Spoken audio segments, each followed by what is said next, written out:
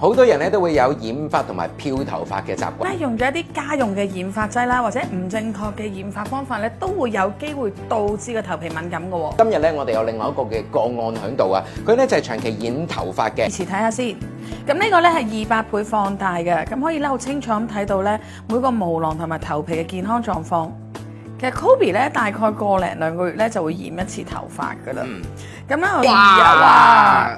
呢一個咧就似係頭皮敏感，跟住並且頭皮薄咗、頭皮受損，呢個狀況就係頭皮微生態唔平衡嘅狀況啦。哦，即係頭皮有咁樣嘅狀況，其實應該要點樣處理同埋根治佢？翻啱嘅產品咧，其實係可以幫佢平衡翻，減少咗佢呢個狀況嘅。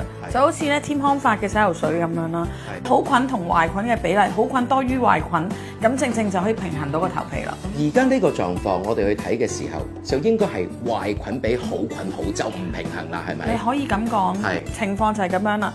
而咧呢個係紅色啦，咁嘅中間呢啲位咧，其實已經係有啲真菌出。啱嘅洗頭水喺個頭皮裏面做翻個適當嘅時間淨化咧，先至有徹底改善。呢個情況咧，雖然頭先我哋發現到個別有啲位置比較嚴重啦，但我有信心咧，佢翻去咧用10幾日到啦，天康髮嘅產品啦，俾佢喺個頭皮嗰度咧做翻一個平衡嘅微生態。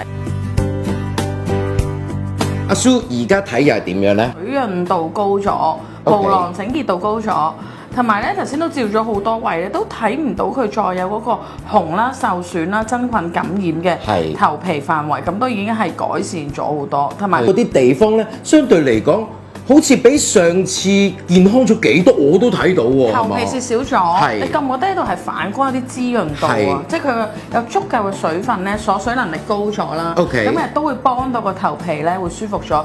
之前咧，我可能染完頭髮之後，我會覺得好痕㗎，覺得好乖咁樣，成日都會用 serum 啦。而家覺得水潤咗好多，咁我而家唔再覺得好痕啦，好舒服。即係日本天康髮嘅產品咧，就有呢一個嘅作用啦。因為佢當中嘅唔同嘅成分，包括有呢個益生菌啦，仲有益生元啦，仲有富視蘋果幹細胞等等咧，都係可以幫你改善到頭皮嘅狀況，令到你個頭皮唔同嘅情況更加平衡㗎嘛，係咪？冇錯喎，但你要記住喎，除咗洗頭水之外咧，我哋要配合精華一齊去用咧，嘅效果先會更加好。